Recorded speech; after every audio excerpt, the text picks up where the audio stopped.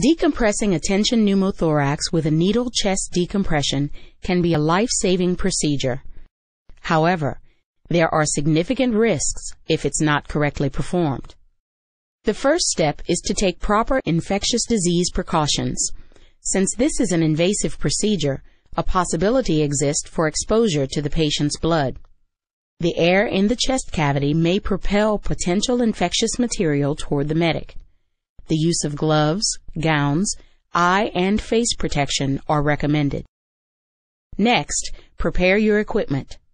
At minimum, you will need a 2-inch 14-gauge over-the-needle catheter, 18-gauge for pediatric patients, antiseptic wipes to clean the site, tape to secure the catheter, and a mechanism for creating a one-way valve.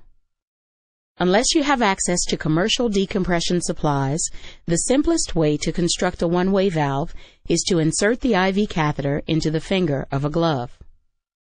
Additionally, a 10 milliliter syringe filled with 5 milliliters of normal saline attached to the needle may be helpful. This is especially beneficial in a very noisy environment. Identify the location for needle insertion. Remember, a tension pneumothorax may affect breath sounds on both sides of the chest.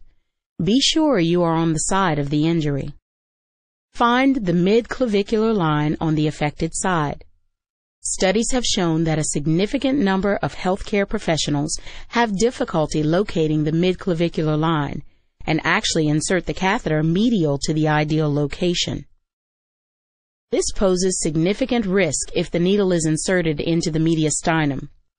The mid-clavicular line is located midway between the mid-sternal line and the axillary line.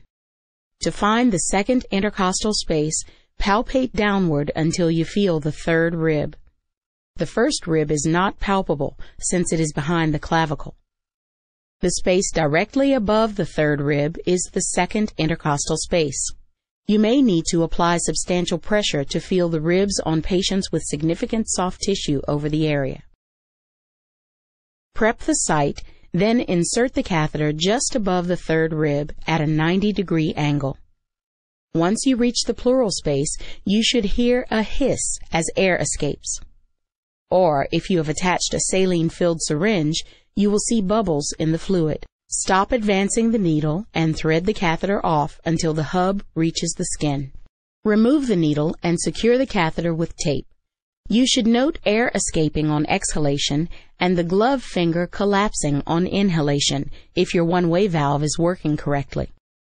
Observe the patient for improvement.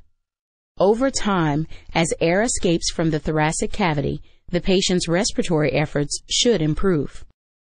You may insert additional catheters to speed decompression if your patient's condition warrants. Here are a few more important considerations when performing this procedure. Heavily muscled individuals may require a catheter longer than 2 inches to reach the pleural space.